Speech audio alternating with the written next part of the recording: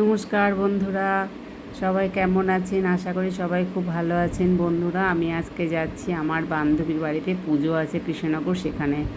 তো আমি আমাদের সাউথ স্টেশনে এসে বসে আছি ট্রেনে উঠবো বলে, কিন্তু অফিস টাইম, প্রতিটা ট্রেনে মারাত্মক ভিড়, কোনো ট্রেনে আমি উঠতে পারছি না। তবে একটা ট্রাই করেছিলাম ডায়মন্ড হারবার লোকালটাতে, কিন্তু এত ভিড়, ভয়ে উঠতে পারলাম না। তো দেখি বারুইপুর লোকালটা আসবে, সেটাতে আমি উঠবো। তো বন্ধুরা, সাউথের দিক থেকে এসে আমি নর্থের দিকে ট্রেনে উঠেছি, কিন্তু আমি অনেকবারই যাতায়াত করি, এত ভিড় আমি কখনো দেখিনি। আর যাও বা ভিড় দেখি, বালিগঞ্জ বা পার্ক সার্কাস এসে খালি হয়ে যায়, কিন্তু এবারে দেখলাম একটা লোক নামলো না বালিগঞ্জ না পার্ক সার্কাস। তোমাদের সাথে বকর বকর করতে করতে এসে আমি কৃষ্ণনগর পৌঁছে গেছি অলরেডি।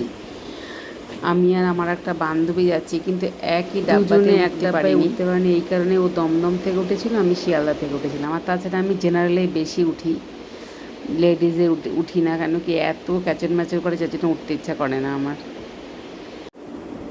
এই যে আমি বান্ধবীর বাড়ি পৌঁছে গেছি। বান্ধবীর বাড়িতে সন্তোষী মায়ের পুজো আছে, সেই জন্য এসছি।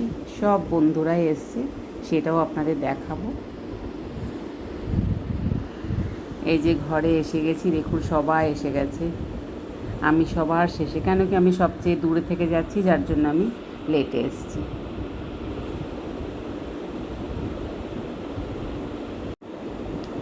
এই যেখানে সব বান্ধবীরা আছে, সবাই আছে। সুমিতা আছে, কবিতার সঙ্গে, এই যেটা কবিতার সঙ্গে দেখা হলো প্রায় 30 বছর পর, খুব ভালো লাগলো। আর আমাদের কোনো প্রোগ্রাম হলে আমরা বান্ধবীরা সব এক জায়গায় হই, ভালো লাগে বেশ। এই যেটা হচ্ছে যমুনা, সবার সঙ্গে আমি পরিচয় করে দিলাম। অনেকে এসেছিল, সবার সঙ্গে পরিচয় করা সম্ভবও হবে না, তবে কয়েকজনের সঙ্গে দিচ্ছি। এই যে এটা মীনাক্ষীর বাড়িতে আমরা এসেছি। অনেক দূর থেকে এসেছি, অনেক দেরি হয়েছে বলে আমাকে আসার সঙ্গে সঙ্গে প্রসাদ দিয়ে দিয়েছে। এই যে দেখতেই পাচ্ছেন কি প্রসাদ দিয়েছে। এই যে এবার ক্লিয়ার দেখায় আপনাদের বন্ধুদের, এই যে কতজন এসে দেখেছেন, সব বন্ধুরা। আমরা ছোটোর থেকে পড়াশোনা করেছি একসঙ্গে, সব বন্ধুরা এসেছি। কারণ 2জন আসেনি, ওদেরকে খুব মিস করছি। যদিও আসবো বলে আসতে পারলো না, হয়তো কোনো প্রবলেম হয়েছে ঘরে, সেই জন্য আসতে পারিনি। একটা ঘরে বসে আমরা মারাত্মক এনজয় করছি। শুধু 3জন বাদ গেছে, বাকি সবাই চলে এসেছি। মানে ঘরের মধ্যে এত হই হই হচ্ছে, কান পাতা যাচ্ছে না, জমিয়ে মজা করছি আমরা। আর আমাকে তো চেনেনি সবাই।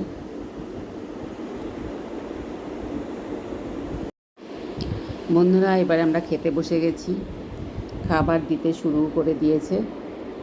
অনেকে রান্না করেছে, ফ্রাইড রাইস করেছে, খিচুড়ি করেছে, আলুর দম করেছে, আর একটা সবজিও করেছে, পায়েস করেছে। পায়েসটা খেতে খুব ভালো হয়েছিল বেশ। এই যে ফ্রাইড রাইস দিচ্ছে, দেখতে পাচ্ছেন, এটা হচ্ছে আলুর দম।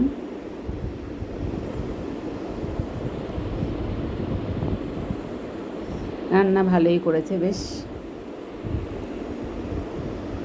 নিরামিষ আইটেম ছিল, কেন কি সন্তোষী মায়ের পুজোতে কোনো রকম টক খাওয়া চলবে না, যার জন্য কেউ টক খেয়েও যায়নি, টক রান্নাও হয়নি। আমি বরাবর যখন ট্রেনে যাই, ট্রেনের মধ্যে মশলা মুড়ি আমি খাবই। এবার আমি খেতে পারিনি, কেন কি পুজো বাড়িতে যাচ্ছি, তার উপর সন্তোষী মায়ের পুজো, যার জন্য আমি কিচ্ছু খাইনি, ট্রেনে চুপচাপ বসে গেছি। ইচ্ছা করছিল, কিন্তু তবুও খেতে পারলাম না। আমরা একসঙ্গে সব বন্ধুরা বসে গেছি খেতে।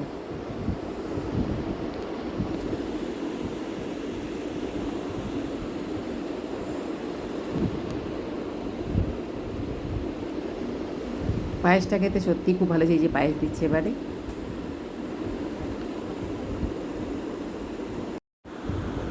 বন্ধুরা, এবার আমাদের খাওয়া দাওয়া পুরো কমপ্লিট হয়ে গেছে, যে যার মতন আবার ঘরে ফিরতে হবে। তো বান্ধবীরা দূর থেকে এসছে, যাদের কাছে বাড়ি তারা সব চলে যাচ্ছে। যেহেতু আমি কলকাতা থেকে গেছি, সেই জন্য আমি দিনের দিন কি আর আসতে পারছি না, আমি থেকে যাব। কেন কি ওখানে শিয়ালদা থেকে নেমে আরও সাউথে যেতে হবে, যার জন্য আমি আজকে থেকে যাচ্ছি, আমি কালকে যাব। তো বন্ধুরা যখন চলে যাচ্ছে, সত্যি খুব খারাপ লাগছে। লাস্টে আমি একা পড়ে গেছি। ওদের অনেককেই বললাম থাকতে, কিন্তু কেউ থাকলো না, সবার সাংসারিক প্রবলেম আছে। সবাই চলে গেল, লাস্টে আমি একা থাকলাম। যাক বন্ধুরা, আজকের মতো বড় ব্লগটা আমি এখানে শেষ করছি। সবাই খুব ভালো থাকবেন।